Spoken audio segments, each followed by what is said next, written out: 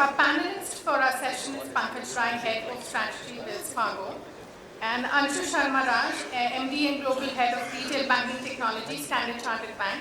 The session will be moderated by Balasubramaniam Ganesh, Head HSBC Technologies. I request him to introduce the speaker and start the panel.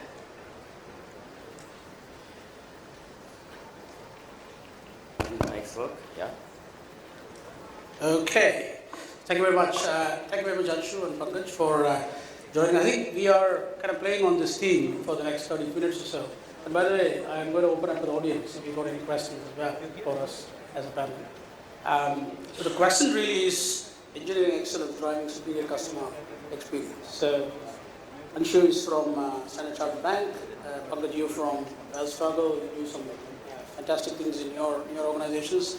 So how do you see this? What's your experience of this in your context?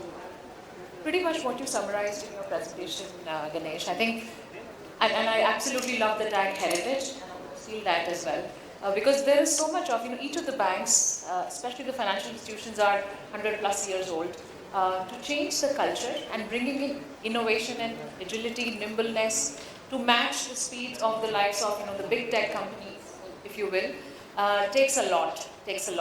And a lot of times we do not take as much pride in our heritage, and we kind of keep doing the blame game, saying that there is so much of baggage and so on. But a lot can be done, especially in the frameworks that you mentioned as well. So for example, in my career, there have been two opportunities that I have been exposed to, where there were real, sort of game changers for the organizations that I work for. One is, of course, currently a Standard Chartered Bank, and also previously when I used to work at Goldman Sachs, which was where true engineering culture has been seeded in, and it has really transformed and translated into the financial outputs as well. So especially in and I think there are it's a very simplified framework. It is you cannot do away with three things, which is people, technology, and the process. And culture is about bringing a behavioral change. It's not about redefining just your policies or just bringing in automation for the sake of it, etc. But it is bringing the cultural shift, taking away the fear of failure, if you will, and a behavioral change. So combining it with the three aspects, changing the way you look at products, look at projects around that, and then keeping the customer in the center. So we adopted the method of customer journeys instead of just talking about each one of us as I own this piece of application, or I own this large core banking system, etc. It is now about customer journeys. So think about the customer, empathy towards the customer, and then how the customer would play throughout, and then what are the systems that they're touching, and how is their experience, including the operations piece of that as well, how the customer is being serviced, right from being onboarded to being serviced. There are a lot of organizational changes that needed to be done, and that is, some of it is work in progress. But the key driver was that there is sponsorship from the top. None of these things, I think a cultural shift cannot come from bottoms up or just asking for people to think innovatively, etc. I mean, yes, all those things are nice to hear. But honestly, if you really have to drive the cultural shift, it needs to come from the top. The management sponsorship, the executive member sponsorship is very essential. So, for example, the Shunya method that you said, I'm sure all of HSBC endorses it, etc. That's why it has been able to produce those transformational results for you. So things like that, and then happy to talk more about that. And then also, of course, the tooling that is so important. I mean, absolutely love the slide where you put it all together in terms of enabling the infrastructure, that ecosystem that needs to be there, that investment needs to be there, in terms of getting all the tools, etc. ready for you to bring that engineering mindset where you do the shift left. So that would be my first few things. Over to you, Pankaj. Thanks, Anshu, and I really like Shunya. What a way to sort of start this thing. So I'll talk about three different things today. One is the context of Wells Fargo. Two is the context I see as evolving outside in the industry. And three is the people aspect, because we all talk about people being the most critical thing in this transformation. So Wells Fargo, I joined 4 years ago, and the induction spoke about a quiz question, saying which are the two companies in the world which have had 20 quarters of $5 billion plus of quarterly profits. And the answer used to be Wells Fargo and Apple. And last quarter we had $2.9 billion or some such thing. So frankly, the company has sort of gone through a lot of downturns. We have a new management team. This morning we had a bunch of announcements, lots of changes happening, and hoping that we are at a trough and we're going to look up. So from a technology standpoint, we've had a new CIO come in a few months ago, and pretty much we are going through a similar thing that many of us in this room must be going through, thinking about agile, removing spans, creating a product mindset, and I think the playbook is pretty much out there. So I'm just hoping that we will learn from all of these things, but we are late in the game, and hoping that we leapfrog and create a context which makes sense for us. So that's the hope, and we'll talk about that when we get there. The second topic is really the broader context of what's going on and how do we play in that whole this thing. So I think one of the things, at least in India, we've been all thinking about that we have a very service-oriented mindset, and we need to evolve into a product mindset. And I think all of us are very, very focused on that product orientation if you are in the services area and so on. I think we need to get into the third dimension of being a purpose-oriented mindset. Because I think this product, falling in love with the product also is dangerous, because the way the world is evolving, the only thing which will be remain relevant and we need to stick on to is the purpose, which is really your customer and what they want. So I think that mindset is the context I think I would like to bring for everyone's attention to think about, because moving from services to product is not enough, going over to the purpose is what is I think most important. Third dimension really is people, and this is my favorite example, because what can be better than what advice I gave to my daughter when she was going to sort of go to college and do what she wants to do, mostly in the data side. So the question my wife asked me was, you've been advising a lot of people in your career, now you need to advise your daughter. And we all know that that's the most difficult part to do, because when you advise someone so close and you have to live with the consequences for the rest of your life, you've got to think a lot. So anyway, being a strategy guy I am, and to live up to my MBA, I said, I create a framework. So a framework was created. It was the 3C framework.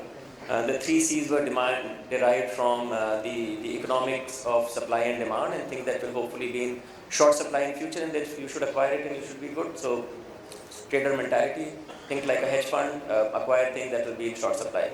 So what did I learn from my own experiences of what will be in short supply?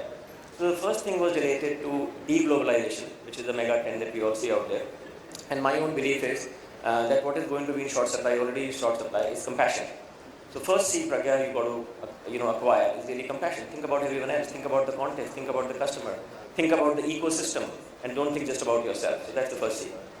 The second C really comes from our own choices that we have had in our lives. So our lives were very binary. Vespa, Lambretta, engineer, doctor, this and that. One you either didn't like or you didn't get, you got the other, and you were quite happy with that. Today with hundreds of choices, everyone is confused. Mental illness is a big deal. Everyone doesn't know what to do. So I think what is really in short supply is conviction. Believe in yourself. So if you had that compassion, hopefully you've developed some conviction and follow that conviction through. And the third one really is about the whole non-linearity that is in front of us. So life was linear. Toyota developed continuous improvement, and they beat Ford and General Motors and everyone else. But then Tesla came along and said it's not a linear game, it's a non-linear game. So I think the third C really is about creativity. So the 3 C's really are compassion, conviction, and creativity. But like any other product launch, the product does not necessarily meet the needs of the customer. So 2 years later when I asked Pragya, she had forgotten the 3 C's. So I said this product doesn't seem to work, she's not got it.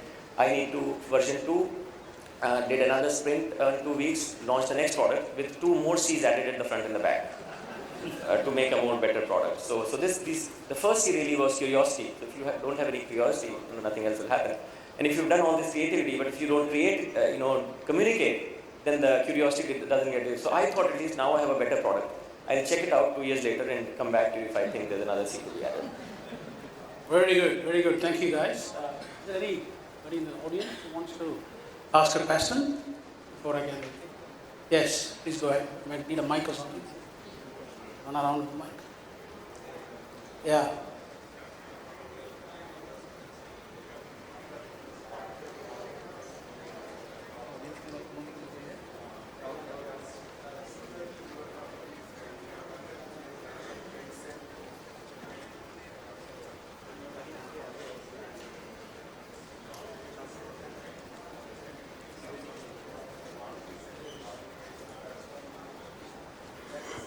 Yeah, how do you transform if you got 100 million lines of mainframe code? You have a view, guys? You want to take that? Sure, I'll take that. Uh, like I said, first is the intent, right? That we need to do that, and that message is loud and clear that we need to do that. APIification is the way to go, and it is not easy. Also, everybody understands that it is not easy to modernize, hundreds and thousands of lines, and that is what runs your core banking. At least for us, that runs the core banking system, and like I'm sure for most of the banks as well, because that was the transaction processing system, and it is the heart of all banking software, where millions and millions of transactions are going through across the world. It is all connected and so on. But nonetheless, I mean, either is one, you can say that this is unsurmountable, so we're going to live with this, or you can start working on the problem.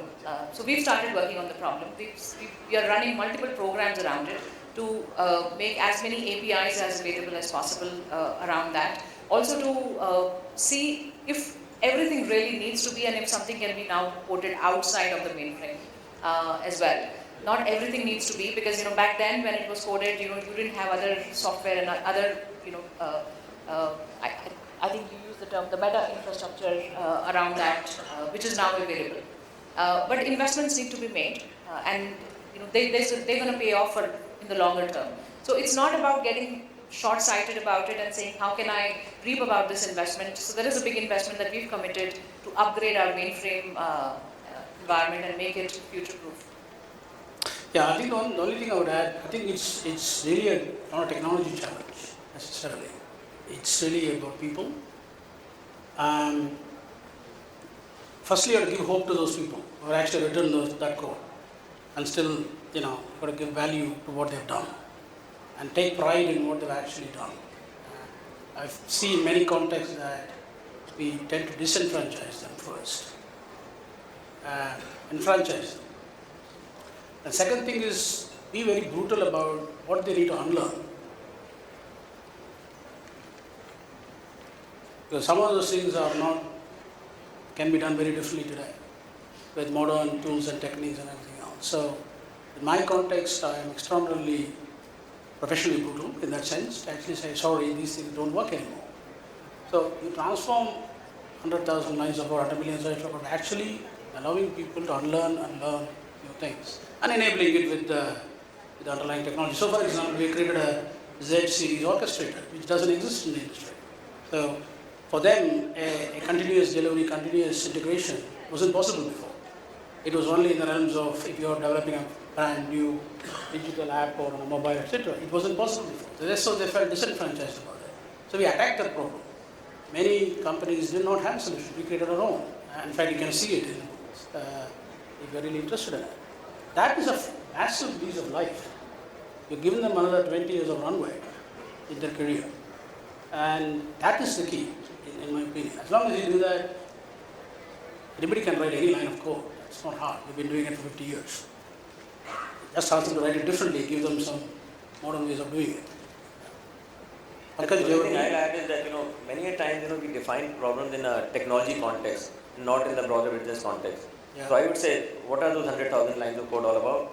What are you going to do with it? What should it look like? So start from a more higher order purpose, while not necessarily assuming that this is the problem worth solving. So I would say, relook at the problem in a broader context and try to think from there. Where probably you'll have a better answer. Very good. Any other points anyone wants to? Yes, please go ahead.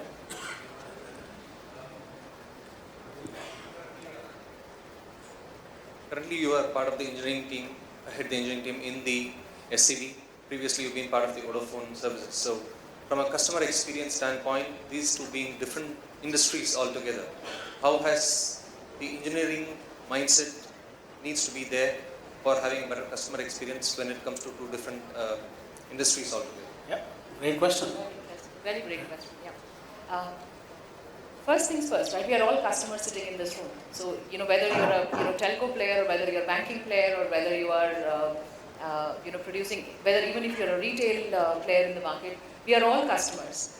It's always about what the customer would like. So I'll just put it in the banking context. Customer onboarding, or getting the customer to sign up 3 different forms at 3 different boxes and so on. That doesn't give you a great customer experience. But what gives you a great customer experience is that you have a digital device, because everybody is very comfortable with that now.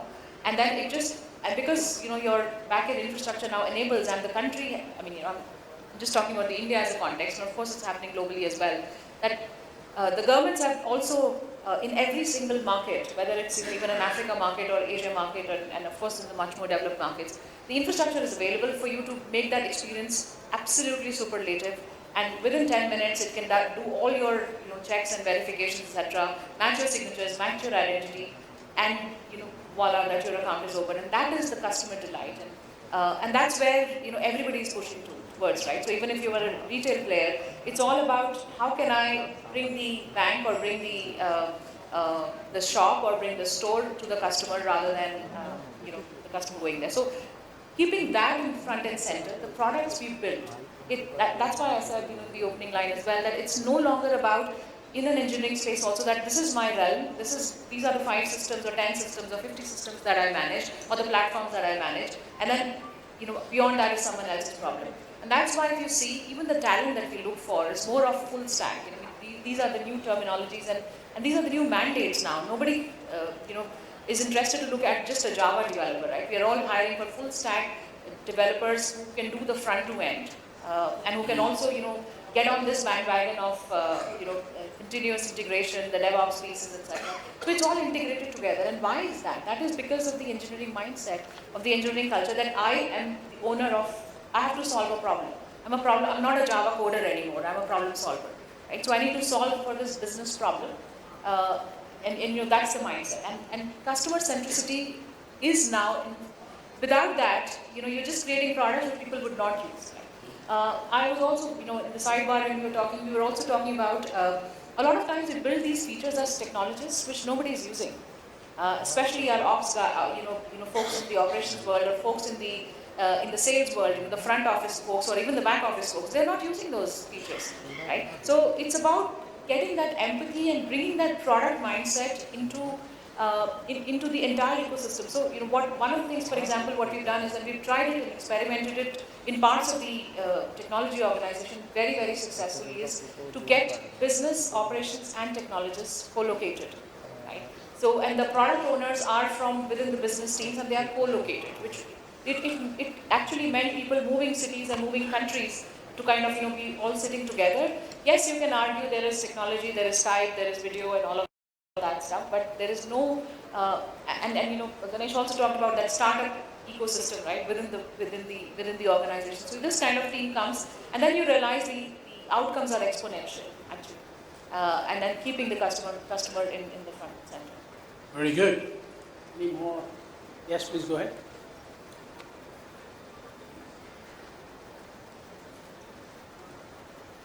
Just one interesting question. We talked about you not believing in the bimodal IT, and we also talked, Diago, saying that the systems of record have to have a similar kind of a concept.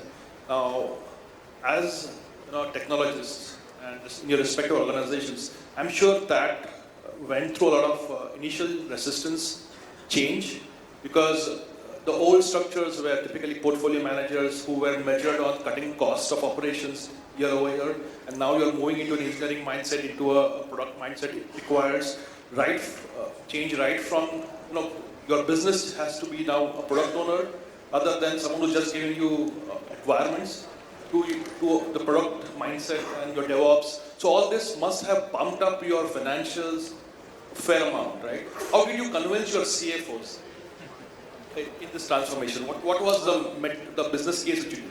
Yeah, very good. You want to have a go at it? So, yeah, you go ahead. Go ahead. I should give you a perspective. Yeah. Because in our case, the cost didn't bump up. We didn't get any extra money from our businesses, and some of our businesses run very, very tightly, right? Most of our businesses, especially retail and so on, the margins are not significantly high. So we did not get. Yes, we asked those ways, but we did not get. So you have to find alternate ways. And before that, let me take a step back and say none of this is easy. Changing your behavior, imagine in each of our families, right? We all run culture is what you grow up seeing and what you believe in. That's what culture is. There is no textbook on culture. But if you have to completely change the operating manual for the family, it just does not happen overnight. You don't rewrite the rules. It is what people believe in, and it is what, they start behaving. So what you have to create a showcase. We had to create a showcase to say this is possible. And yes, there was a lot of resistance. There was a lot of pessimism, saying that this is another one of those, another new thing, this is not going to fly, etc. And that's why I say buying from senior management is very, very important. If sitting in those meetings, your CFO says something else, then it kind of completely brings it down. So that A team absolutely needs to be on board. And then you find, so it's not that you go and hire an army of people. It is the same people trying to tell themselves and prove to themselves first that I can work differently. Right? I don't need to be sitting, in another location and then sending out, business requirement documents, or even, in an agile world, writing out Jira user stories, etc. But we can all be sitting together and thinking customer first, inviting customers over just to talk to them without any agenda, to say that just tell me how your experience is and what is your user behavior, etc. So those kind of, and we call it, of course we use some techniques, human-centered design and so on. And we created a showcase which actually worked very well. And that was the proof of the pudding. It was not just a management email coming saying from tomorrow we all start behaving differently. But the cost doesn't necessarily have to go up. So the three kind of dimensions to that. Firstly, job of a technology professional is to really make them very informed decision makers. First, that is the first job. So some of us, spent a lot of time taking our very senior people to certain places in the world where the technology of the future is being done. So that is an important part of the journey in terms of what's actually happening out there. There are many trips to Silicon Valley, for example, there are many trips to even here in terms of what's possible by some of the board members and so on and so forth.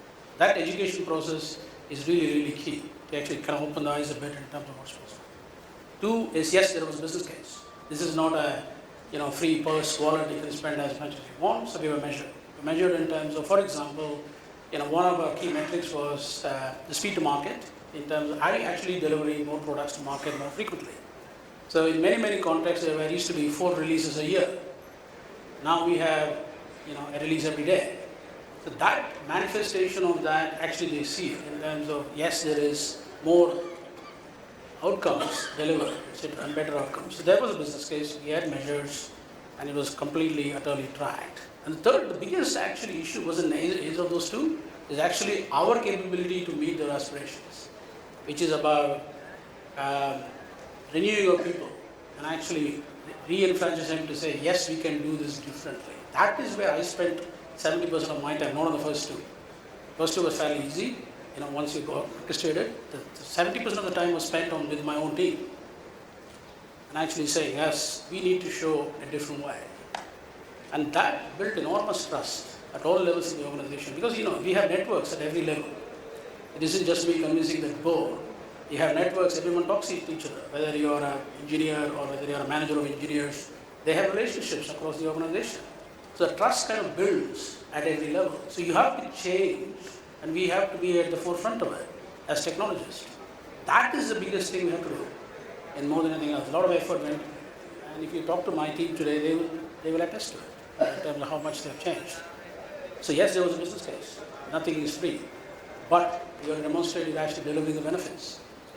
If I may just add, so the philosophy we used was the first build would take $100, but the next release should be 10 cents. So that's the mindset that you build, so that you build in fault tolerant upfront, you build security, vulnerability management, etc., upfront. So first build of the software, yes, would take the largest chunk of the investment, but the incremental releases that you will do would be way much smaller in terms of finances. There will be a lot of skepticism, there will be a lot of cynicism, no question. And if you have any population of 50 people, then about 2/3 will be in that group. But you have to start with the 1/3 to actually believe in your vision. I spent all of my oxygen on the 1/3 first, and I kind of ignore the other 2/3 for a while. If you spend your oxygen on the 2/3, then the train never leaves the station. So find out the 1/3 and spend all of your oxygen on that. And they will be there in every company. Once you get past 10 people, you'll find the 1/3 who actually believe in your vision. So spend time there in the first year at least, and then the other guys will follow a bit later. Any more questions from the audience? Yes, please go ahead.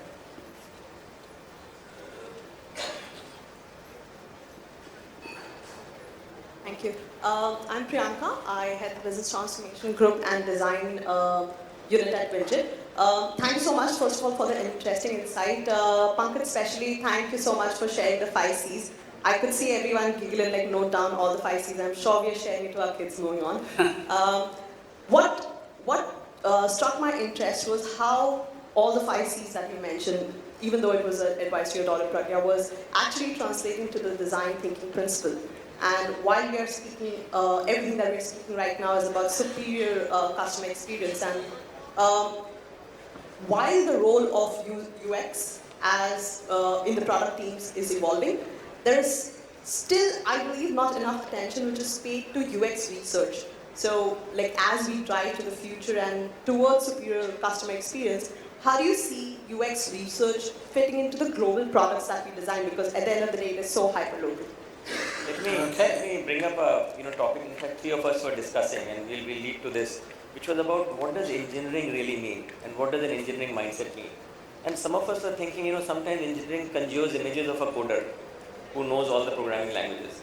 So while you need all of that, because some of us probably missed that as we became managers, we lost that, so we need that. At the other end, there's this extreme thing about being, social scientist and totally EQ oriented. So we were saying that this whole engineering mindset has to be redefined to include more interdisciplinary ideas versus thinking of that as just a geeky idea. And I think UX is clearly one of those areas, and I'm sure Ganesh had anything to say, but I just wanted to bring out that some of us were reimagining what engineering should really mean and what image it should conjure. But let Ganesh answer more about the UX. Yeah, I think I kind of, in the context I'm in I kind of say the same thing slightly differently, which is, until very recently, we as technologists were not really customers or users of what we produced. We never actually operated things that we produced. We gave it to somebody else, in a branch or people in a call center or somebody sitting in a finance department, whatever it is. We never really were users of what we produced. But today we are, because these things are there.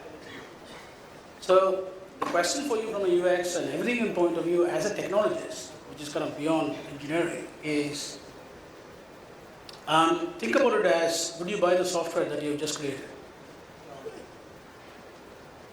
Would you buy it? And if the answer is yes, it's ready for somebody else.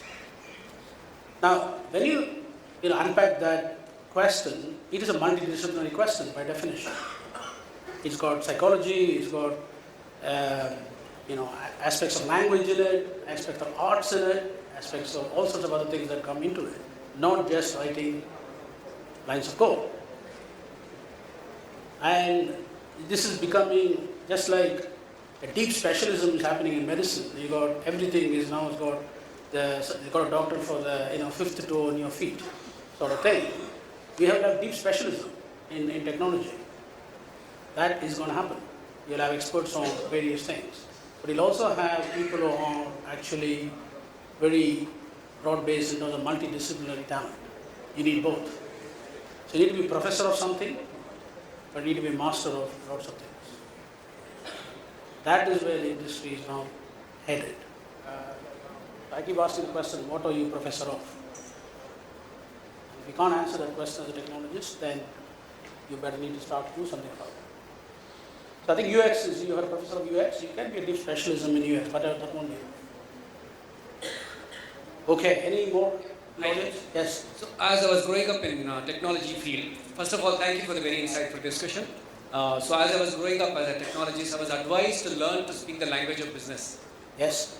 So have we now, based on what I heard, reached a stage where we tell the business to learn to speak a little bit of language of technology? Great. Well, Pankaj, if you talk to all these big unicorns, they always think that they are technology-driven business and so on. So I think that's already out there. It's only the legacy companies where we are trying to sort of do those types of conversation. And I think today, one way to look at it is, our technology teams designed a course to, train technologists, and a huge offtake on everyone else. So I think everyone else has now realized that unless they learn to do technology, they will not be successful in future. So I think that is something which is happening automatically in large numbers because people are seeing the, writing on the wall. So I don't think we need to tell them anymore. I think we need to just empower them, enable them, And there's so much available even outside that even if the companies don't do it, people are taking courses, doing some of these things on their own. So I don't think there's a huge problem. I think people have gotten onto it. It's just how fast can they do it? I think that's the real question. I think people are still relatively slow in embracing it and getting ahead of the curve. So I think everybody realizes that their competitive advantage is technology today. Right? Whoever gets there faster, better, fitter, etc., is has a more competitive advantage. Whether even if it's terms of your operating profits can really dip if you still are kind of sluggish in your technology, etc., etc. So business is today demanding of technology that give me more, give me faster. Also, there is a technology demand in business as well, saying that you need to do this now. You don't need to. For example, adoption, right? Like I was saying, and these are real examples that you build tools, but they don't get used. So, of course, the reason could be that there is a mismatch, but most likely there's also this resistance to change from the business side as well. So that they are also kind of shedding their old skin and getting fitter there, because they know that that's the one that's going to take them. One other thing actually we discussed was it's not just about business and technology within the company. Given that the future and even the present belongs to ecosystems, how much are you aware of the open source and open banking and open technologies, and how can you connect to the ecosystem? I think that's the new paradigm that we need to bring into our people, because many a time you're still very inside focused, connecting with each other, which is important, but frankly you can be lost if you're not connecting with the outside. Very good. I think we're fast running out of time. I'll probably take one more question if there is from the audience. There you go, please. Go ahead. So I'm actually from business, I'm not from technology, so a lot of these words I'm learning. But I think one of the reasons why there is still a gap between technology and business is because I feel technology is not necessarily that pervasively available for business for their own use. So for example, you hear all these things, you open your Jira tickets, etc., but you are not playing or touching with it. So there is no concept of democratization of using or experimenting with technology beyond the tech world. Like there are no sandbox environments where anybody and everybody can play. I just attended this Niti Aayog session and they have created these Tinker Labs, right? But I think something like that lacks in organizations, or at least some of those. So I was curious to know, how are you bridging those gaps to actually truly develop the engineering mindset? Just by reading, learning, listening, it won't work. No, it will not, yes. So that's why I said co-location is the first thing, and co-location may sound trivial, but if the teams are sitting together, the business guy is also looking at the same code, they're also looking at the same problems, they're also in the same, so they understand what will it take or what is the advantage of getting onto the cloud versus if I deploy the infrastructure somewhere else. In the past, it would not even hit them, for example, it would not even reach them. But now they understand and appreciate, what can it offer and so on. So it is, and it's a two-way street, right? It is a two-way street. So there is still a lot of folks who just say, just give me what I asked for and I can get on with my life. But I think that is where we are saying that get the friendlies, get people who are interested onto the table, start building that showcase. And there would be those, and those product outcomes are absolutely exponential, especially, and marry that with, superlative UX UI. UX UI is not about jazzing up a screen. It is about, building empathetic design into into the flows and into the business flows, etc., or the screens that you build and so on. So get in the users as well, and that's why the concept of product owners is so important and so undermined in every organization, including ours as well. We still kind of, some people get it, some people don't get it. We're still trying to say that we need real product owners. It's not a business analyst or a glorified business analyst who's just writing requirements and checking off user stories. So that's the engineering culture. That's what I'm saying, that it's a behavioral change from all dimensions, not just technology, from operations and from business together. So these are for every business, successful business, these are the three pieces of the pie that have to come together and practice, change the mindsets. Very good. Definitely time is up, but I think a few hands went up. I'll take one more, perhaps. Yeah. Specific to Pankaj, we always talk about the 3 E's of customer experience, effectiveness, efficiency, and experience to finish. So when it comes to the financial space, there are a lot of products that you cater in the banking industry. So how has automation or a digital transformation help you enhance customer experience? It could be common for all three. Pankaj, have a go at it. Yeah. You know, I think you have to look at some of the new startups that are coming up in this space to see where some of the future of what the customers really want. So when we collaborate with this fintech ecosystem, and many people talk about these fintechs and these people will disrupt the big banks. I think we all commonly believe that it's a collaboration. When they have great technology, we have customers, and we just need to figure out a way to marry them. We have not figured out that way right now, but I'm sure we'll figure out. So I think if you look at Quicken, which is a mortgage company, they are able to provide a loan to you in minutes, and we still take 21 days to provide you a mortgage. So given that we are having such a big legacy system, which with 100,000 lines of code, which we can't get away from very quickly, and we don't have a way to bring that Quicken type technology inside. So I think we are learning a lot from those people outside who have figured out the customer experience part of it, but they don't have all the other security protocols, all the other things which are required to deliver that service at scale. So I think it's a marriage that is happening, and we are learning a lot from the outside, embracing those technologies. Thank you very much. I think we're going to leave it there. We're being told time is up. Thank you very much, Pankaj and Shiv, for having a great panel discussion.